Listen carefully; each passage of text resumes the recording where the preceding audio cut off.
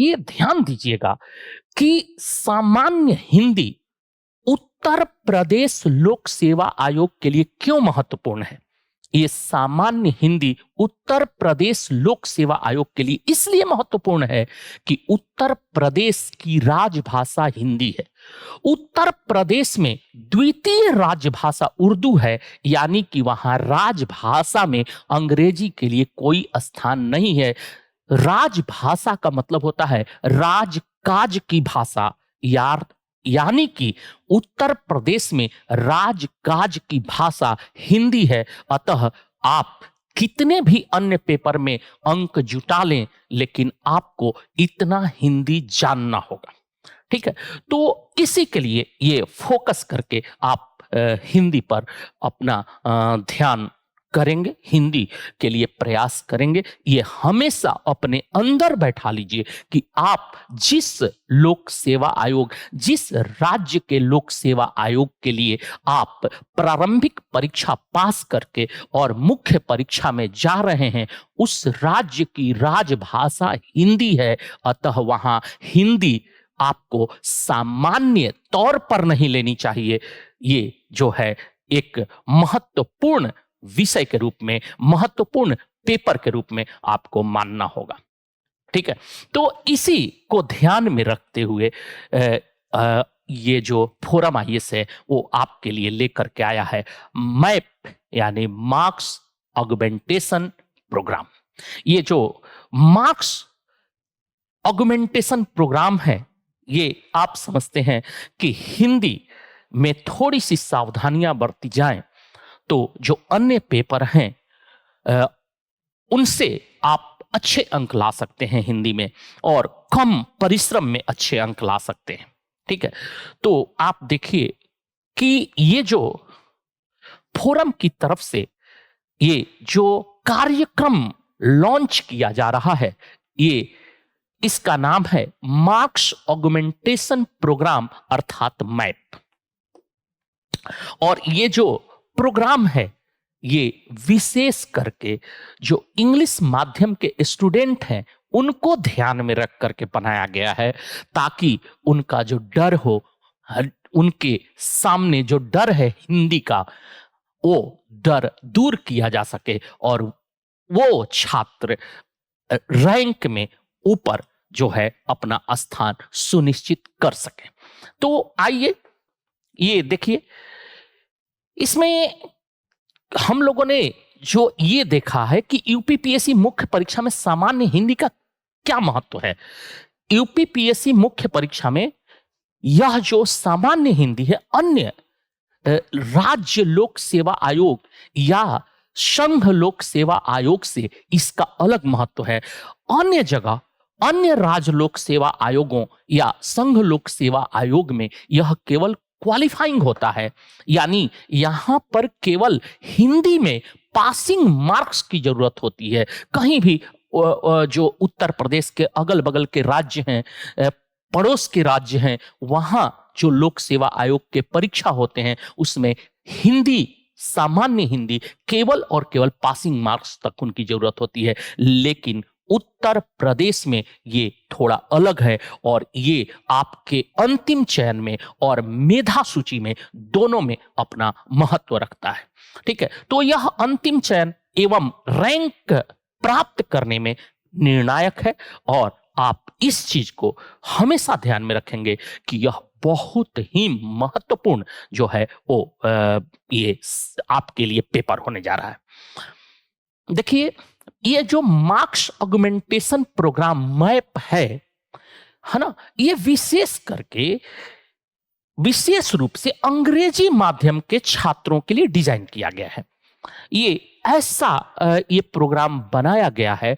इस प्रोग्राम का स्ट्रक्चर इस प्रकार का है, इसका ढांचा इस प्रकार का है कि ये ध्यान में रखा गया है कि इंग्लिश मीडियम के जो बच्चे हैं जिन्हें हिंदी से डर लगता है या जिनका कॉन्फिडेंस हिंदी में थोड़ा डगमगा जाता है, जो पूरी तरह से पढ़ने के बाद भी आश्वस्त नहीं हो पाते हैं कि हिंदी में अच्छे मार्क्स कैसे लाएंगे, उनके लिए ये प्रोग्राम किया गया है। ठीक है, ये इसका डिजाइन ही इस प्रकार किया गया है कि ये उनके लिए बहुत ही महत्वपूर्ण होने जा रहा है। ये जो कार्यक्रम है, मैप जो कार्यक्रम है, मैप है ना, ये मैप जो कार्यक्रम है, मार्क्स ऑगमेंटेशन प्रोग्राम, ये जो है वो बहुत ही सोच समझ करके इसका कार्यक्रम बनाया गया है। इसमें क्या विशेषताएं हैं, तो इसमें जो है वो 10 व्यापक कक्षाएं इसमें ली जाएंगी, जिनमें आपके सामान्य हिंदी प्रश्न पत्र के जितने भी टॉपिक्स हैं उनको कवर किया जाएगा। और ये जो कक्षाएं होंगी, ये पूरी तरह से ये कक्षाएं रणनीति के अनुसार होंगी, अर्थात आप सीधे सीधे अगर विलोम को रटते हैं तो आपको क्या क्या सावधानियां बरतनी होंगी, ये जो है वो बताया जाएगा। अगर आप जो है वो उपसर्ग या प्रत्यय लिखते हैं तो आपकी क्या रणनीतियां होनी चाहिए और कैसे आप अधिकतम मार्क्स यानी 10 में 10 इनमें प्राप्त कर सकते हैं, ये जो 10 कक्षाएं हैं उनमें पूरे टॉपिक्स को कवर किया जाएगा, चाहे वो टॉपिक्स व्याकरण से हो, गद्यांश से हो या पत्र लेखन से हो। इसमें प्रत्येक कक्षा के बाद उत्तर लेखन के लिए परीक्षण किया, यानी प्रत्येक कक्षा के बाद वो जो टॉपिक्स हैं उन टॉपिक्स से रिलेटेड जो है वो टेस्ट रखा जाएगा और उस टॉपिक से रिलेटेड लगभग 5 प्रश्न आपको दिए जाएंगे अभ्यास के लिए। और ये जो है वो प्रत्येक कक्षा के बाद आप उस टेस्ट को बनाएंगे और आप इस तरह से जो है आगे बढ़ते चलेंगे। यहां ये व्यवस्था किया गया है कि अनिवार्य समूह संदेह समाशोधन सत्र, ठीक है, ये लग रहा है ना हिंदी बड़ा क्लिष्ट है, अनिवार्य समूह संदेह समाशोधन सत्र, यानी कि यहां पर कंपलसरी जो है आप ग्रुप में डाउट क्लियरिंग सेशन होगा, compulsory group doubt clearing session होगा। और इसमें मैं स्वयं जो है आपके डाउट क्लियरिंग के लिए, मैं डाउट क्लियर करने के लिए मैं स्वयं उपस्थित रहूंगा और हमारी टीम रहेगी। आपको किसी भी तरह का जो डाउट होगा उसके बारे में हम लोग चर्चा करेंगे। ठीक है, साथ ही व्यक्तिगत मार्गदर्शन भी जो है आपको अगर किसी भी प्रकार के मार्गदर्शन की जरूरत है, किसी भी प्रकार से आप कुछ सलाह लेना चाहते हैं तो मैं उपस्थित रहूंगा और आप सलाह ले सकते हैं। ठीक है, या हमारी अनुभवी टीम रहेगी और वो जो है एक मेंटोर टीम, मेंटोर ग्रुप रहेगा जहां आप सलाह ले सकते हैं और अपने सामान्य हिंदी के पेपर को इंप्रूव कर सकते हैं। ठीक है, साथ ही प्रत्येक टॉपिक पर संक्षिप्त और सार गर्भित हैंड आउट मिलेगा। आप देखे होंगे कि इतने सारे जो है वो बुक हैं, जो भी बुक कह लें आप, जिनकी भी पुस्तक कह लें, तो सभी बुक में इतने जो एक एक टॉपिक के लिए इतना 20 पेज 15 पेज इतना जो है वो दिया गया है कि लगता है कि हरि अनंत, हरि कथा अनंता है ऐसा। अरे 5-7 टॉपिक ही है और इतने ज्यादा आप नोट्स इतना ज्यादा पढ़ेंगे, इतना रटेंगे तो और पेपर पर आप कैसे ध्यान देंगे। तो यहां हमने कोशिश किया है और इस प्रोग्राम के तहत है ना संक्षिप्त जो है, और ऐसा कोशिश किया जाएगा कि इस संक्षिप्त जो आपको हैंड आउट दिया जाएगा उसमें ही आपका प्रश्न जो है वो जरूर आपके एग्जाम में वो प्रश्न काम आ सके। ऐसा संक्षिप्त इतना भी नहीं रहेगा कि जो है वो आपका काम न आ सके, तो संक्षिप्त रहेगा, सार गर्भित रहेगा, अर्थात ये जो है ऐसा नोट होगा जो कि सार गर्भित होगा और आपके परीक्षा के लिए बहुत ही उपयोगी होगा। साथ ही इस नोट्स में हम आपको 20 वर्षों तक के जो है हर टॉपिक से 20 वर्षों तक के लगभग जो प्रीवियस ईयर के क्वेश्चंस आए हैं उन क्वेश्चन का समूह भी देंगे। ठीक है, तो वो आप जो है उसका सॉल्यूशन देंगे, तो इससे आपको। और इन सब के बाद 3 हाफ लेंथ और एक फुल लेंथ टेस्ट आपको इसमें समाहित है। और ये 5 जो पॉइंट्स हैं, यही जो है वो मैप के सबसे महत्वपूर्ण मैप की विशेषताएं हैं। और ये जो भी पॉइंट्स हैं, ये पांचों जो चरण हैं, ये आपको पूरी तरह से तैयार कर देंगे। और इसका परिणाम या लाभ यह होगा, है ना, या कहें तो इसका उद्देश्य, लाभ से अच्छा कहें तो उद्देश्य यह होगा, इसका उद्देश्य यह होगा कि हिंदी के प्रति आपके डर को दूर करना, हिंदी में बेहतर अंक प्राप्त करना।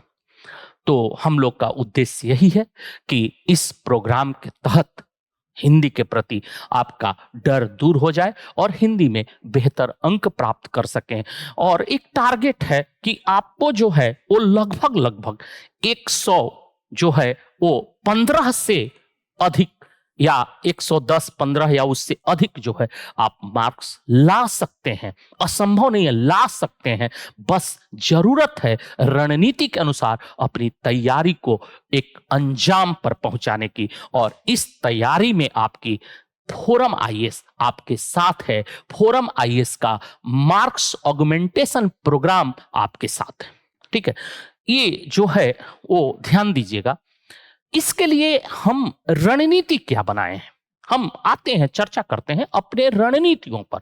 तो हमारी रणनीति क्या है, जरा आप ध्यान दीजिएगा कि हमारी रणनीति है कि सामान्य हिंदी के प्रश्न पत्र को 3 वर्गों में विभाजित किया जा सकता है। ठीक है, ये 3 वर्ग हैं, जैसे गद्यांश से 60 अंक आता है, पत्र लेखन से 20 अंक आता है, और व्याकरण जिससे 70 अंक आता है। यानी कि इनको 3 वर्गों में विभाजित किया जा सकता है। और ये 3 वर्गों में हम विभाजित करके हम सबसे ज्यादा इस पर फोकस करेंगे। और यहां आप जो है पूरी तरह से ऑब्जेक्टिव टाइप अंक प्राप्त कर सकते हैं। जैसे ऑब्जेक्टिव टाइप जो सवाल होते हैं और पूरे जैसे 4 नंबर का है या 2 नंबर का है या 1 नंबर का है, अगर आपने शुद्ध लिखा तो 1 नंबर के प्रश्न में 1 नंबर आपको मिल जाएगा। जैसे उपसर्ग है, प्रत्यय है, विलोम है ना, वर्तनी है, ये वाक्य शुद्धि है, वर्तनी शुद्धि है, इन सब में आप 1 में 1 नंबर प्राप्त कर सकते हैं। अर्थात अगर ये 10 अंक के हैं तो 10 में 10 अंक प्राप्त कर सकते हैं, थोड़ी सी सावधानी बरतने पर। ठीक है, तो इसलिए हम चाहेंगे कि आप जो है वो हमारी रणनीति के साथ चलें और हम कोशिश करेंगे कि आप अधिकतम अंक प्राप्त करें और आप मेधा सूची में जो है वो अपना रैंक सुनिश्चित करें। तो ये जैसे है कि ये व्याकरण जो है इस पर हम लोग ज्यादा फोकस करेंगे। और व्याकरण के साथ साथ ये भी जो है वो अगर हम जोड़ लेते हैं तो आपका 90 यानी 90 अंक जो है वो यहां से निर्धारित हो जाएगा। 90 अंक, ध्यान रखिएगा। पत्र लेखन जो है ना, पत्र लेखन में अगर उसका स्वरूप पत्र का हम दे दें, उसका ढांचा दे दें, उसकी संरचना दे दें, तो पत्र लेखन में संरचना का बहुत महत्व होता है। और आप जो है पत्र लेखन में संरचना जब सीख जाएंगे तो आप जो है वो पत्रों को अच्छे से फॉर्मेट कर पाएंगे और इसके द्वारा आप यहां अधिक से अधिक नंबर, इसमें अधिक से अधिक नंबर प्राप्त कर सकते हैं। बाकी अगर बचता है गद्यांश 60 अंक, तो गद्यांश के अंक जो हैं वो भी हम लोग प्रैक्टिस करके इसमें मैक्सिमम हम चाहेंगे कि गद्यांश में भी जो है अधिकतम अंक प्राप्त किया जा सके, और उसका भी हम लोग अभ्यास करेंगे। और आपको उस अभ्यास के लिए टेस्ट उसका हम कराएंगे क्लास के बाद, और प्रत्येक क्लास के बाद टेस्ट उसमें है। और इसके लिए हम गद्यांश के 60 अंक में से भी अधिक से अधिक अंक जो है वो प्राप्त करने का प्रयास कराएंगे। ठीक है, तो ये पूरी तरह से एक जो है वो स्ट्रक्चर सेट है और उस स्ट्रक्चर के अनुसार ही हम आपके लिए लेकर के आए हैं सामान्य हिंदी का ये पेपर। ठीक है, अब जैसे देखिए कि व्याकरण पर अगर हम लोग फोकस करते हैं व्याकरण पर, तो जैसे है विलोम शब्द, है ना, ये 10 अंक का विलोम शब्द जो है वो इसमें 10 जो है शब्द रहते हैं और 10 का विलोम करना होता है, उनका विलोम शब्द लिखना होता है, उनका विपरीतार्थक शब्द लिखना होता है। ठीक है, तो अब जो है वो यहां 10 अंक बिल्कुल आप अगर वर्तनी शुद्ध लिखते हैं और विलोम शब्द शुद्ध शुद्ध लिखते हैं तो आपको 10 में 10 अंक यहां प्राप्त किया जा सकता है। मैं बताऊंगा कि इसमें क्या सावधानियां बरतनी चाहिए। थोड़ा सा उदाहरण के तौर पर मैं सावधानियों के बारे में आपसे चर्चा करूंगा। पहले इस प्रोग्राम को समझा दूं, उसके बाद मैं आपको थोड़ा थोड़ा उदाहरण दूंगा आज के क्लास में कि क्या सावधानियां बरतनी चाहिए। तो उपसर्ग एवं प्रत्यय को लिखते समय क्या सावधानियां बरतनी चाहिए, वाक्यांश के लिए एक शब्द देते समय क्या सावधानियां बरतनी चाहिए, वाक्य शुद्धि जो है वो और वर्तनी शुद्धि, ठीक है, ये 10 अंक का है। और साथ ही मुहावरे एवं लोकोक्तियां, जो कि मुहावरे एवं लोकोक्तियां पूरी तरह 30 अंकों की है। ये मुहावरे एवं लोकोक्तियां जो है वो 10, 20,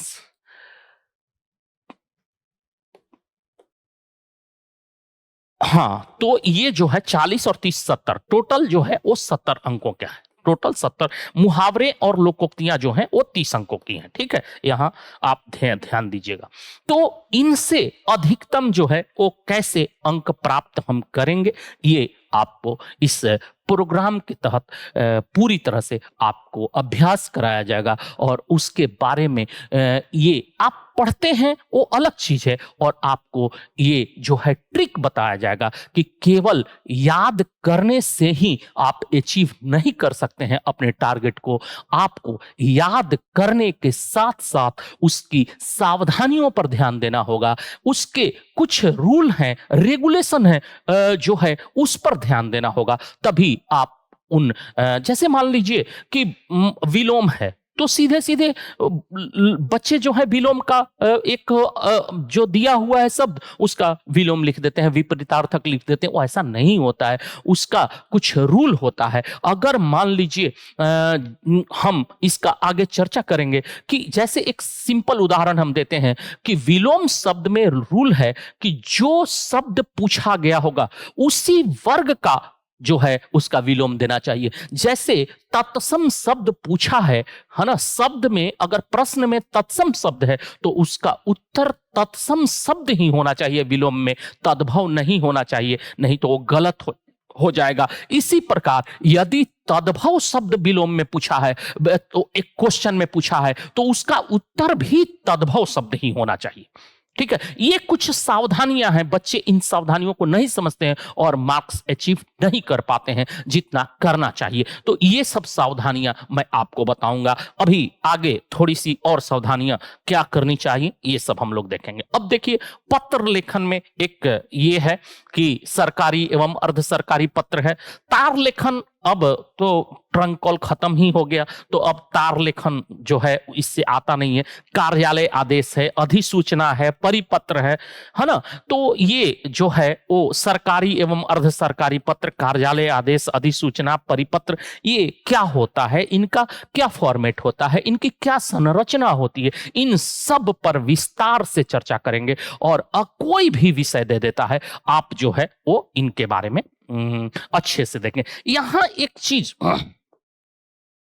ये देखिए, ये जो है गद्यांश से संबंधित प्रश्न है, यानी अवबोध प्रश्न जो आता है, जो गद्यांश से संबंधित जो प्रश्न है वो उनको भी छोड़ा नहीं जा सकता है, क्योंकि अगर अधिकतम अंक प्राप्त करने हैं तो गद्यांश वाले जो प्रश्न हैं 60 अंकों के होते हैं और यहां से भी हमें अधिक से अधिक अंक प्राप्त करना होगा। इसमें जो सबसे बड़ी परेशानी होती है गद्यांश वाले भाग में, ये परेशानी होती है जो शब्द होते हैं उनके अर्थ को न समझ पाने की। तो आप जो है यदि अभ्यास करते हैं उन शब्दों के अर्थ को सही सही समझना, तो आप गद्यांश से संबंधित जो प्रश्न होते हैं, जो भी गद्यांश है उनमें कौन कौन से शब्द हैं, उनका क्या अर्थ होता है, उसको आप अच्छे ढंग से लिख सकते हैं। ठीक है, तो ये कुछ सावधानियां, जैसे शीर्षक है क्या होगा, आशय क्या है, संक्षेपण, व्याख्या,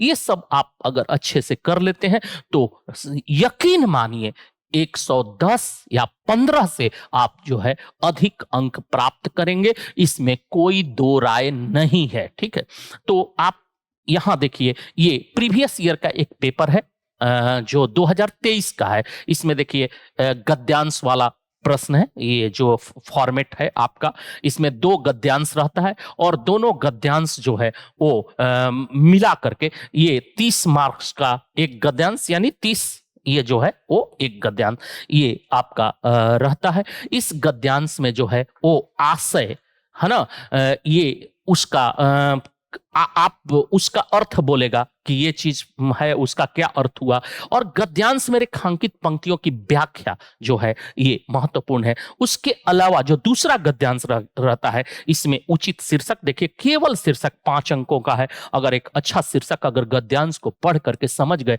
तो 5 अंक जो है आपको ऐसे मिल जाएंगे केवल शीर्षक से। धर्म और नैतिकता का संबंध स्पष्ट कीजिए, जो 5 अंक का ही है, तो इसको जो है वो 5 लाइन में अगर आप अच्छे से लिख देते हैं, 5 लाइन में केवल जो है 5 वाक्यों में अच्छे से लिख देते हैं, तो इसमें भी बहुत अच्छे अंक आप प्राप्त कर सकते हैं। ठीक है, इसके बाद गद्यांश का संक्षेपण लगभग 1/3 शब्दों में ये आप देंगे, यानी कि जो भी गद्यांश होगा उसके टोटल शब्द गिन लेने होंगे। आप ये मत जो है शब्द गिनने या काम करने में कंजूसी मत कीजिएगा। ठीक है, क्योंकि 3 घंटा आपको समय मिलता है और 3 घंटे का समय जो है वो कम नहीं होता है। आप 3 घंटे, एक चीज और हमेशा ध्यान रखिएगा कि ये पेपर करने के लिए जो 3 घंटे का समय मिलता है, इसमें ऐसा बहादुर बनने का प्रयास मत कीजिएगा कि हम बहुत बड़े वीर हैं, 1 घंटे में ही पेपर निपटा के रख दिए हम, तो ऐसा कोशिश मत कीजिएगा।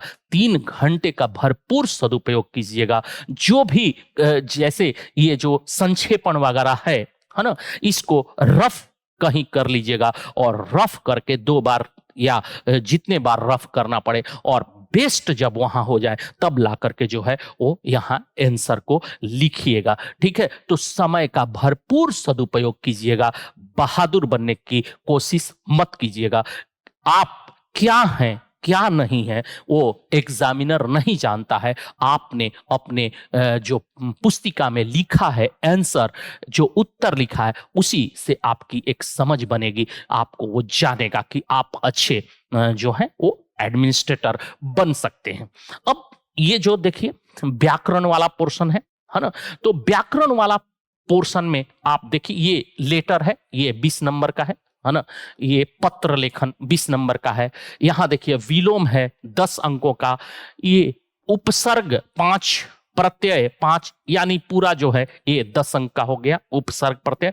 निम्नलिखित वाक्यांशों या पद बंधों के लिए एक शब्द, देखिए पद बंधों के लिए एक शब्द 10 नंबर का, यानी वाक्यांश या पद बंध के लिए कोई एक शब्द, बहुत ही बढ़िया। अगर इसको आप अच्छे से लिखें 10 में 10 प्राप्त कर सकते हैं। यहां उपसर्ग और प्रत्यय अच्छे से लिखे 10 में 10 प्राप्त कर सकते हैं। ये जो है विलोम शब्द अगर अच्छे से लिखें 10 में 10 प्राप्त कर सकते हैं। बिल्कुल जैसे वैकल्पिक उत्तर में, जैसे वैकल्पिक मार्क्स सिस्टम में जो है 1 में 1 प्राप्त किया जा सकता है, ठीक उसी तरह आप इसमें अंक प्राप्त कर सकते हैं। बस थोड़ा सा रटने के साथ साथ आपके पास तकनीक भी हो, आपके पास एक प्रणाली हो, एक सिस्टम हो, और आपके पास एक डिसिप्लिन हो, तो आप जो है वो प्राप्त कर सकते हैं। अब देखिए यहां वाक्य शुद्धि है, ये 5 अंक है। अगर अच्छे से वाक्य शुद्धि करेंगे 5 अंक प्राप्त कर सकते हैं। और यहां वर्तनी शुद्धि है, 5 में 5 अंक प्राप्त किया जा सकता है, यानी वाक्य शुद्धि और वर्तनी शुद्धि में भी आप 10 अंक प्राप्त कर सकते हैं अगर थोड़ी सी सावधानी बरतेंगे तो। ठीक है, और आप देखिए ये मुहावरों और लोकोक्तियों का, तो ये मुहावरे और लोकोक्तियां हैं, इसमें 2 बहुत बड़ी सावधानी होनी चाहिए। मुहावरों और लोकोक्तियों में कोई मुहावरा जो है उसका अर्थ बिल्कुल अलग अलग, बुक में देखिएगा तो अलग अलग हो जाता है, कुछ मुहावरों का अर्थ जो है वो अलग अलग हो जाता है। जैसे जो है वो बिल्ली के गले में घंटी बांधना, यानी असंभव कार्य करना। ठीक है, अब इसका जो है कुछ दूसरे जगह काम दूसरा अर्थ हो जाएगा, तो अर्थ बिल्कुल स्पष्ट होना चाहिए और इनका वाक्य प्रयोग जो होना चाहिए, ध्यान दीजिएगा, वाक्य प्रयोग इनका जो है वो बिल्कुल अलग होना चाहिए दूसरों से। यानी कि आप बुक वाला रट्टा मार के वाक्य अगर लिखिएगा तो यहां आप ध्यान दीजिए कि एक एक जो मुहावरे और लोकोक्तियां हैं उनमें 3-3 अंक हैं, तो आपको अच्छे अंक यहां नहीं मिलेंगे अगर आप किसी बुक वाला अगर आप वाक्य प्रयोग करते हैं। तो इसके लिए आपको प्रैक्टिस करना होगा, एक एडमिनिस्ट्रेटिव टाइप जो है वाक्य बनाना पड़ेगा आपको। और अच्छा रहेगा कि अगर आप करंट की घटना से कुछ जोड़ करके लिखें, है ना, तब आप अच्छा अंक प्राप्त कर सकते हैं। ठीक है, तो ये सब जो है वो हम लोग कोशिश करेंगे कि आपको कहां कहां परेशानियां हो रही हैं,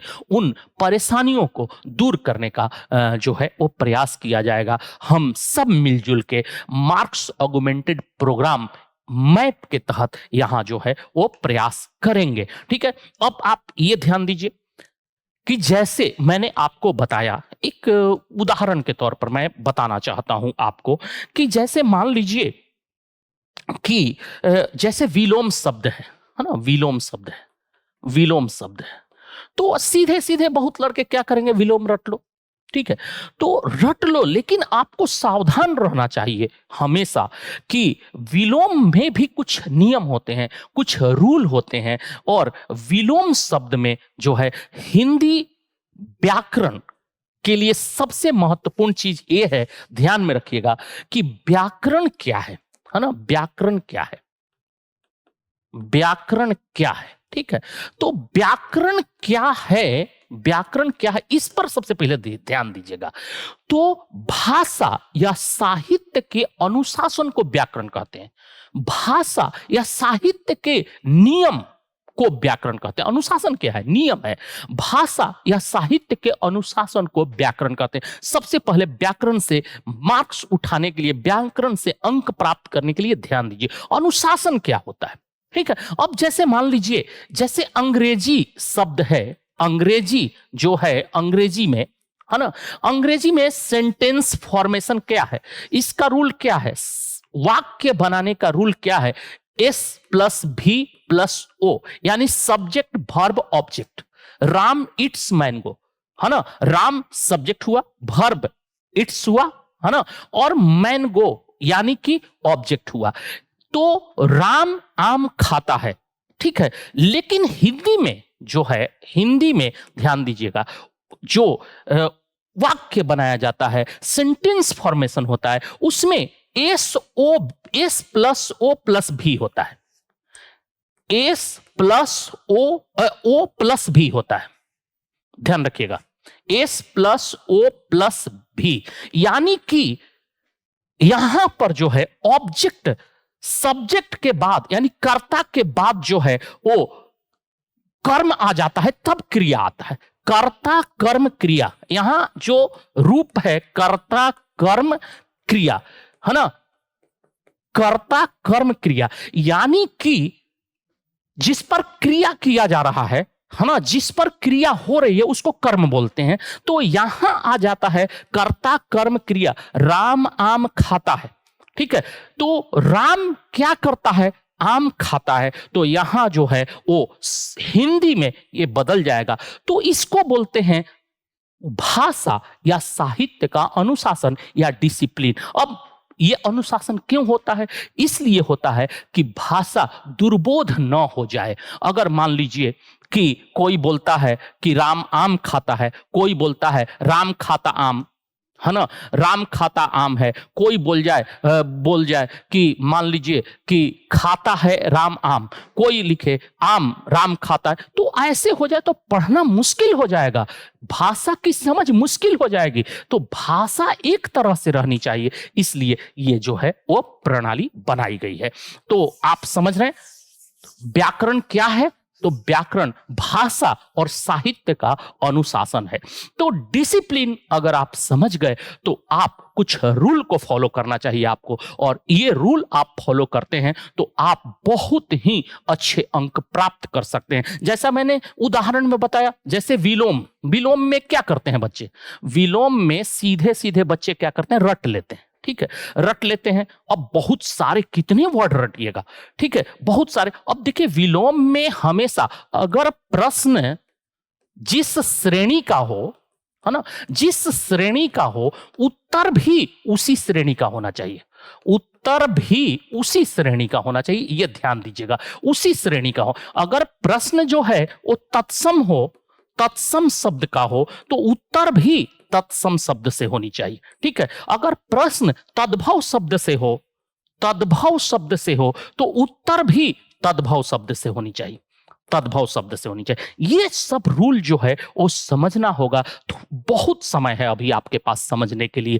आप जो है वो एक अच्छे अंक प्राप्त कर सकते हैं कुछ प्रयास के द्वारा। इसी प्रकार जो है अब एक और है कि अगर मान लीजिए विलोम शब्द लिखने में कि अगर प्रश्न संज्ञा से हो, ठीक है, जिस संज्ञा से हो, तो उत्तर भी संज्ञा से होना चाहिए। यानी कि विलोम जो पूछा गया है वो अगर संज्ञा है तो उत्तर भी संज्ञा से ही होनी चाहिए। अगर विशेषण से है, अगर विशेषण से है तो उत्तर भी विशेषण से होनी चाहिए। ठीक है, तो ये सब जो है आपको फॉलो करना होगा। ये सब अनुशासन को आप फॉलो कर सकते हैं। अब जैसे मान लीजिए कि कुछ शब्दों के जो है विरोधी शब्द सीधे सीधे विलोम में आते हैं, जैसे अज्ञानी, अज्ञानी। तो यहां अज्ञानी अगर आया तो इसका उत्तर ज्ञानी होगा, ज्ञानी होगा। अब यहां अज्ञानी है तो यहां बुद्धिमान आप नहीं लिखेंगे। ठीक है, अब अज्ञानी अगर है और आप शब्द यहां बुद्धिमान लिख देते हैं तो वो जो है अच्छा आपका उत्तर नहीं होगा और अच्छे अंक। अगर अज्ञानी पूछा है तो आप जो है उसके उत्तर में ज्ञानी ही लिखेंगे, तभी आपको अच्छे अंक मिलेंगे। क्लियर है? तो इस प्रकार जो है आप हमेशा ध्यान रखिए। जैसे अविवाहित, अविवाहित, अविवाहित, अविवाहित, तो इसका उत्तर जो है, इसका अविवाहित है तो इसका विलोम जो होगा या विपरीतार्थक जो होगा इसका वो विवाहित होगा, विवाहित। ठीक है, तो हमेशा ध्यान रखिएगा कि वो जो होता है अगर तत्सम पूछे तो तत्सम से उसका उत्तर होना चाहिए, अगर वो तद्भव पूछे तो तद्भव शब्दों से ही उसका उत्तर होना चाहिए। ठीक है, तो जाकर के आप अच्छे अंक प्राप्त कर सकते हैं। इसी प्रकार अब जैसे मान लीजिए कि उपसर्ग हम लोग पढ़ेंगे या प्रत्यय पढ़ेंगे, है ना, उपसर्ग या प्रत्यय पढ़ेंगे। आप लोग अंग्रेजी में पढ़े होंगे प्रीफिक्स और सफिक्स, है ना, प्रीफिक्स या सफिक्स।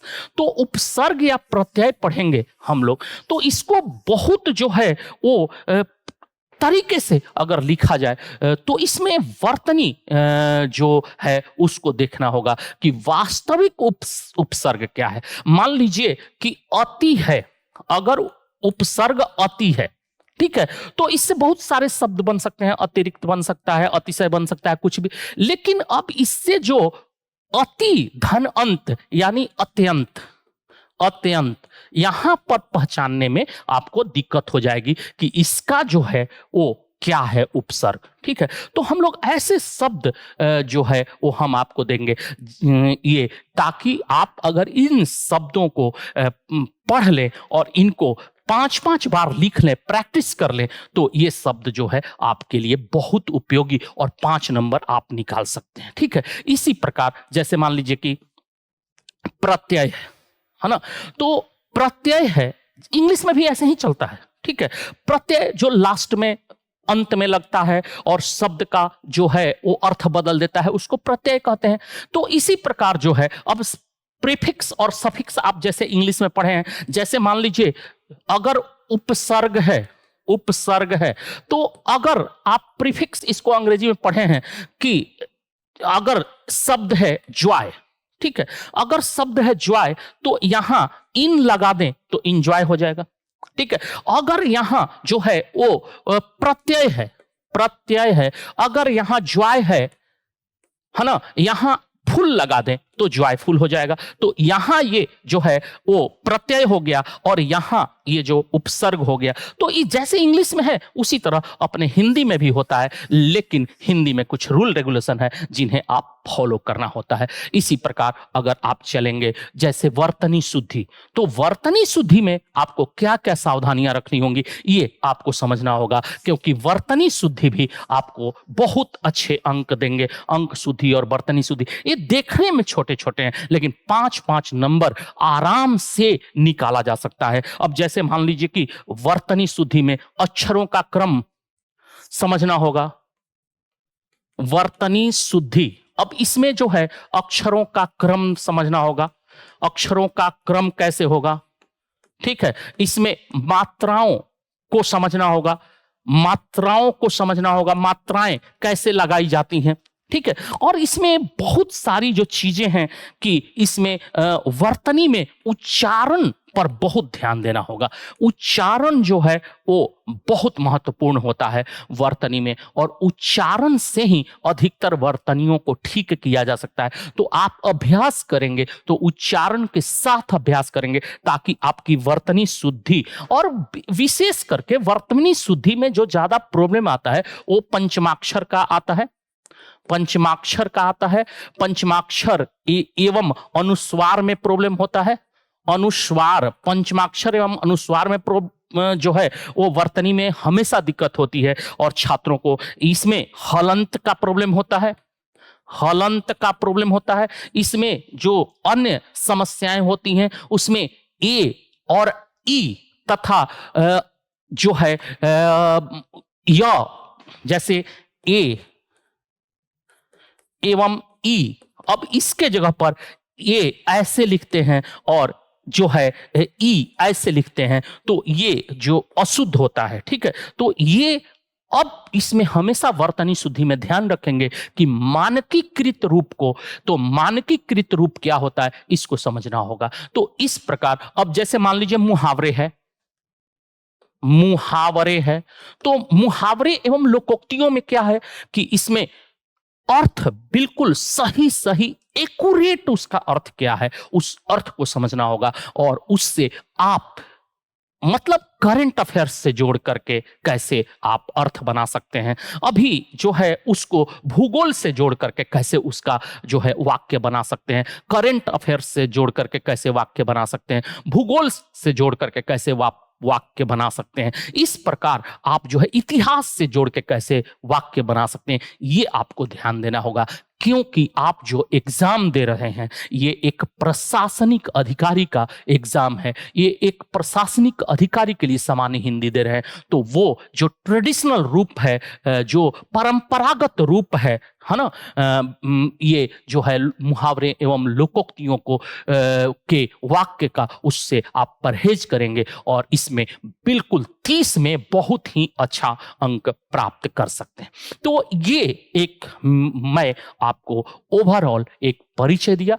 आप हमारे फोरम आईएएस के इस प्रोग्राम के साथ जुड़ें और बिल्कुल एक गाइडेड जो है वो प्रोग्राम के साथ आप अपनी तैयारी को पूर्ण करें, और हमें उम्मीद है कि आप न केवल अंतिम मेधा सूची में आप जो है वो अपना स्थान बना सकते हैं, बल्कि आप बहुत ही अच्छा रैंक अचीव कर सकते हैं। तो आप आइए, 7 अप्रैल से यह जो है वो कार्यक्रम शुरू होने जा रहा है। आप अधिक से अधिक संख्या में आइए और हमारे साथ जुड़ करके तैयारी कीजिए। बहुत बहुत धन्यवाद।